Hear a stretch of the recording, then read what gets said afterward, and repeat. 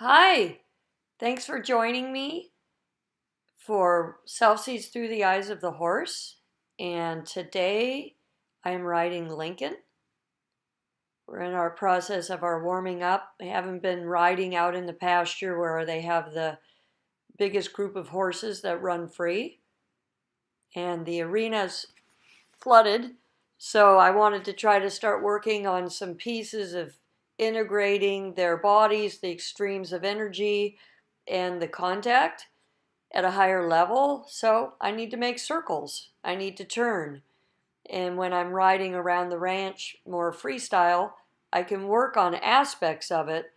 But, it reinforces again how turning and circling and having a space to do that, whether it's an arena or it's a field or whatever space that you have, there's a lot that can be connected and developed at a higher level for ease in the horse. So the interesting thing with this horse was when he came, he's a kind horse. I mean, really intelligent, very trainable, but he was worried, super, super worried.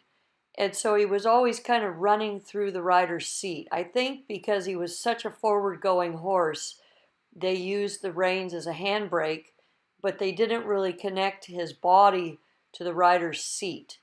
Whoop, here comes the dog. Oh, look at that. That's interesting because I don't know if you remember, but on the early videos, that dog ran out after Nador when I was out here.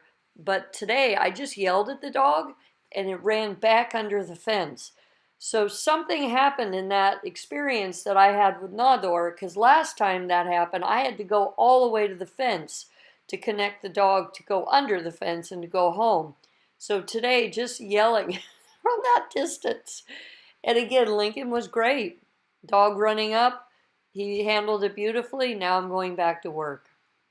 So one of the things with this horse, because he was so forward going, is that he never really understood. He carried a rider, or he wore a rider, but he never understood the connection of the seat. So I think they basically used the reins as a handbrake.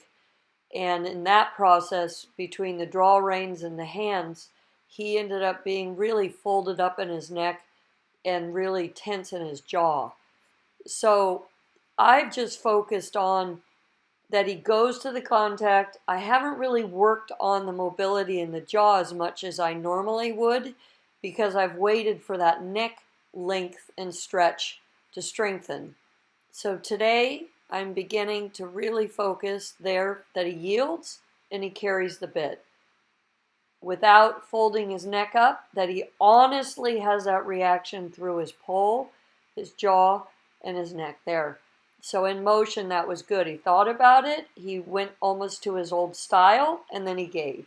And there again, the repetition for training, the consistency in the repetition. He went to brace. He thought about it. I waited, and he gave. He went to brace. He thought about it. I waited, and then he gave. And this becomes the unraveling of the history.